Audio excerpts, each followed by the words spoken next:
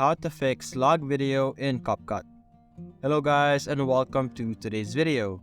As you can see right now, we are currently in Capcut and I'm going to teach you how you could fix the laggy videos that people are often experiencing when using Capcut PC. Now what you're going to do is you're going to look over here on the player section. As you can see here, this is where we are watching our media. You're going to click on the hamburger icon on the top right. And over here we have color oscilloscope, preview quality, and export still frame. What you're going to hover on is the preview quality, and you're going to make sure that the performance priority is selected over here.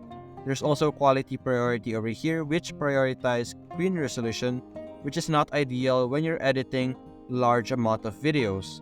So what you're going to select is the prioritize playback smoothness, so that when you play your videos, it will be very smooth, just like what we are seeing right now. And that's it guys, hope you enjoyed the video. Thanks for watching.